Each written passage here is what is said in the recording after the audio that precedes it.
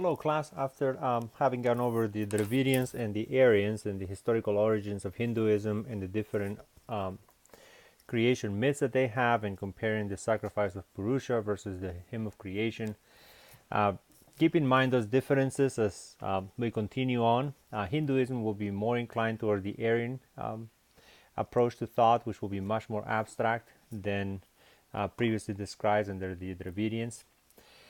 And at this point, the synthesis begins to occur on what's called the Vedic religion. So here you have the Vedas, which means wisdom. And I am right now on click number 69 or so of the Prezi. So if you're following along. So the Vedas is going to be what's called Sarutri of revealed religion, revealed knowledge. So it's special revelation, in other words.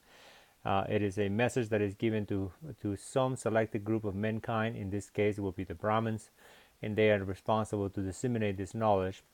And what you're going to see in this section of the Vedic religion, which is more of the folk religion, a much more approachable early development of the abstract Hindu thought that will come later when we get to the Upanishads.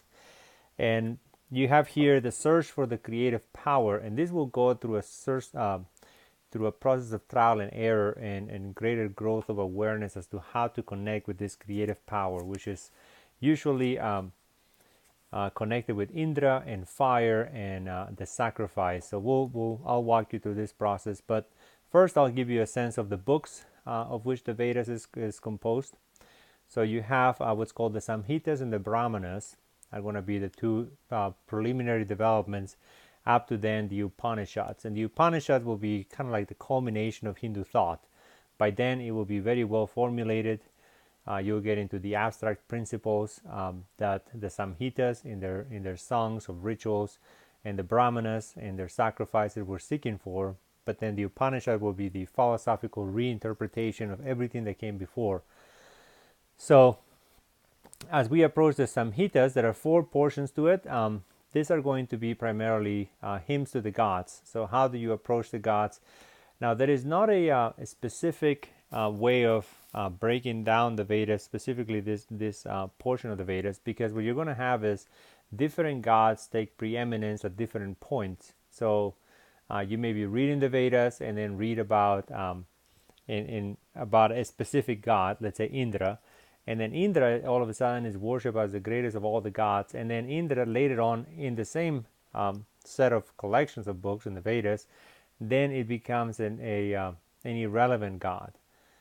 So for you to make sense of that, we have to get past this polytheistic conception of Hinduism. We have to get more into the philosophical level and beyond the popular level of religion that we discussed in the introduction. So keep that in mind as we move on.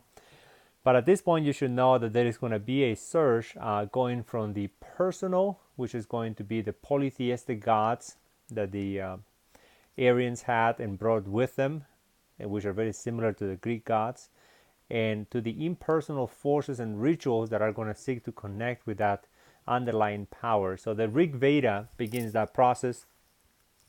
Then you have the Yajur Veda, and that is the sacrificial formulas that they use. As they approach the gods, they become much more precise as to how you ought to approach it. And I'll explain to you later how it in a sequence of events, how it comes together. So you have sacrifices, and then you have, of course, the melodies that are to be sung, a universal phenomenon of religious worship, an expression of one's deepest feelings and concerns being expressed in music, shouting it forth. And then, of course, the Atharva Veda, and that is going to be the magic formulas. Now, remember that magic is a way of somehow using impersonal means by which you can transform reality. So magic is a way of breaking through and reaching to the divine. So the important part then is going to come with the Brahmanas, because remember, the Brahmins are the priests. They are the mouth that were taken from Purusha and then became the hierarchy of the caste system. So the Brahmanas are going to be those people who are trained to be Brahmins, and this is given to them, the special revelation for their training, a training that begins at the age of 7 and then goes on under the Guru, as explained previously. And what they're going to be, it's going to be prose commentaries on the sacrifices. So here you have the explanations of what is occurring in a ritual. What was previously described ritualistically, now it is the rationale being laid out. So here you have the development of the priesthood. So if the gods are accessible by means of sacrifices and rituals in Hinduism, then you will need a special class of individuals who are going to be able to transform and be able to guide you in that process, who are uniquely skilled and gifted in that area. And here you have the development of the priesthood. So they took the content of the Vedas and now internalized it and developed it into a set of system of practices. And what you're going to have here is going to be, in this Aryan religion, a progression from what's called externalism to internalism. So they will begin doing things that are external to ourselves, and then ultimately get to the inner reality of the self, the ultimate reality, the Brahman or the Atman. And I'll explain those terms later when we get to the basic concepts of Hinduism. But it's going to be a process. So this is going to take about 1,500 years. So keep that in mind when we speak about religious developments and religious ideas and worldviews. It's that this is an ongoing process of growth in understanding that a culture and civilization goes through. They try certain things, they don't work, and they have to fine-tune them and then come up with new ways and approaches.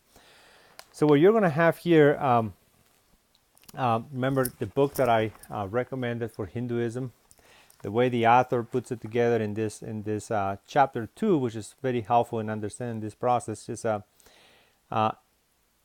Aryan religious life was increasingly dominated by the fire of sacrifice, the creative source of all the powers of nature and the gods. So let's keep keep that phrase about the fire of sacrifice and the creative source.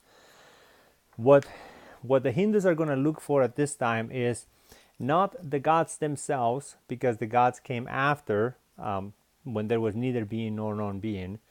And so you have this later developments, which are a manifestation of some kind of this underlying creative power, the source of life itself. So that which enables the gods to exist and enables everything else in the universe to cohere together, and the different forms of life and communicate and interaction among them. There's got to be some medium of some kind of power or magic or underlying reality which binds it all together. So the question is, what is that creative power which enables such a multiplicity of phenomena to coexist? And so here you're going to have, the Hindus will begin by practicing sacrifices. And of course, that is an act. It is an outward performance. It is something that can be done. But then as they continue to expect certain outcomes, and usually, of course, the dealing with the gods have to do with having control over natural phenomena like rain and production of goods and services of some kind, and fertility rites and things of that nature.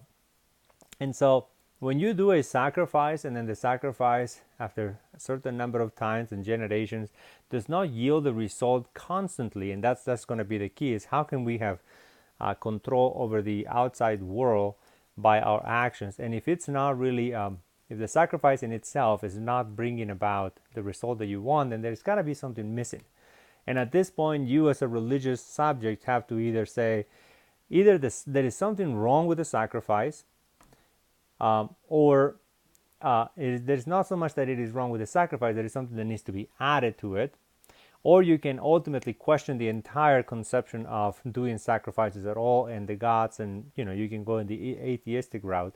But in this case, they continue to progress in this understanding that no, there is a connection with the creative power, sacrifices are involved, but you have to go beyond act, or what the Hindus deem karma, to word. And so now chants are invented. Not only do you have to perform the proper sacrifice, but you have to utter the right words. And of course, the same thing is going to happen now. You do this for long enough, then you realize that you don't have a determined outcome every time. There's not a causal connection. And so you have to, again, either give up these practices or become more fully consistent with it. And so what you're going to have is, besides doing the right act and uttering the right words, then you're going to go to the level of emotions and attitudes. And so here you have a third layer, And so you do the right act now, you profess the right words, but then the question could be, does the person have the right attitude in mind? And so this is at the level of devotions, at the level of feelings and piety.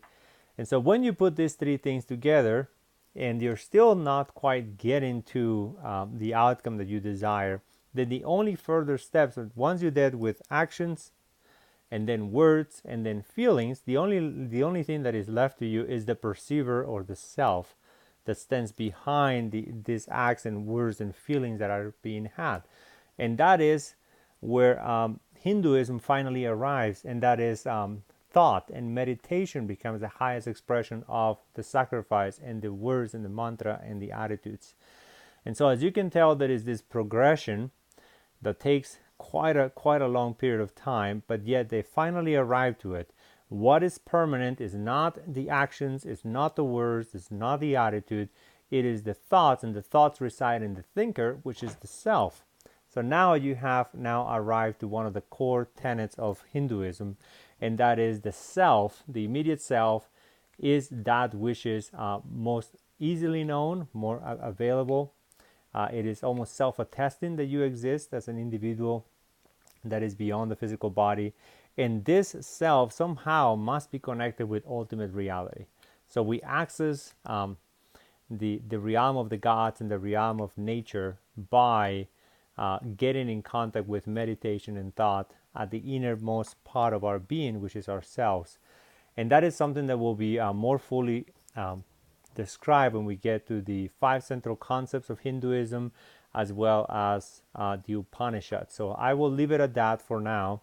So just keep that in mind, this progression. The self is what's most immediate. The self is what's going to be in contact with ultimate reality. And the self has something to do with the creative power. But yet it is not quite defined until the Upanishads. So at this point, I will pause this lecture, and then I will pick up with the Upanishads on the next one.